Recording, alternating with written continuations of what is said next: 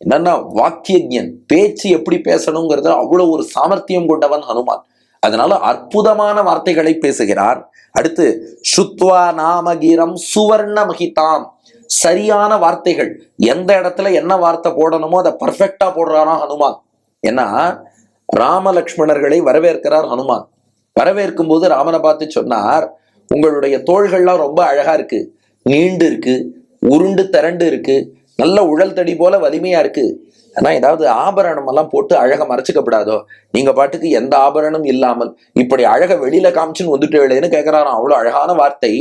ஆயதாஷ்ச சுவிருத்தாஷ்ச பாகவஹா பரிகோபமாக சர்வபூஷண பூஷாரஹாக கிமர்த்தம் ந விபூஷிதாக. நீங்க என்ன உங்களுடைய தோள்கள் எல்லாம் ஒரு ஆபரணம் போட்டுக்க மாட்டேளா?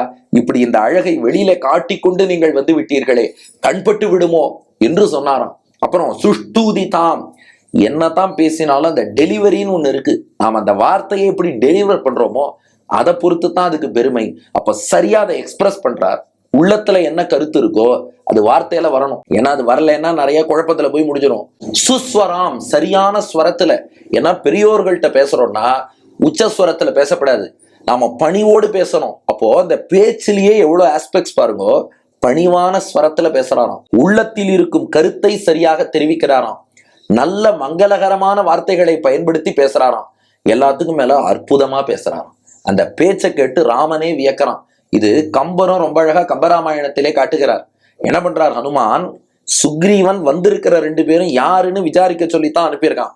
நாம தான் என்ன பண்ணுவோம், நேரா போய் சார் நீங்க யாரு சார், எங்க தலைவர் நீங்க யாருன்னு விசாரிச்சுன்னு வர சொன்னார் அப்படித்தானே சொல்லுவோம். ஹனுமான் அப்படி கேட்கலையாம். யாரென விளம்புகேன்னான் என் குலத்தரசர்க்குமை. சுக்ரீவன் யார் வந்திருக்கான்னு விசாரிச்சுன்னு வர சொல்லியிருக்கார். சுக்ரீவன்ட்ட யார் வந்திருக்கான்னு அடியேன் போய் சொல்லணும். பாருங்க, நீங்க யாருன்னு கேட்கல, யார் வந்திருக்கான்னு சுக்ரீவன்ட்ட போய் அடியேன் சொல்லணும்னு கேட்கிறார். ஏன்னா 2 விஷயம். ஒண்ணு, ஒரு பெரியவரை பார்த்து அவமரியாதையா நீ யாருன்னு நாம கேட்கக்கூடாது. அதனால யார் வந்திருக்கான்னு சொல்லணும்னு சொல்லுங்க, சொல்றேன். இது ஒரு அர்த்தம். 2வது என்னன்னா, ராமனுடைய அருளாலே வந்திருப்பவன் ஸ்ரீமன் நாராயணன்னு ஹனுமான் புரிஞ்சுட்டார். ஆனா அதை அப்படியே போய் சுக்ரீவன்ட்ட சொன்னா ராமன் ஒத்துக்க மாட்டான்.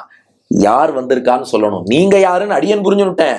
அதே சமயம் எப்படி சொல்லணும்னு நீங்க சொல்றீங்களோ அப்படி சொல்றேன், அடியன் புரிஞ்சுட்டதை சொல்லல, உங்க திருவுள்ளத்துல என்ன விருப்பமோ அதை சொல்றேங்கிறார்.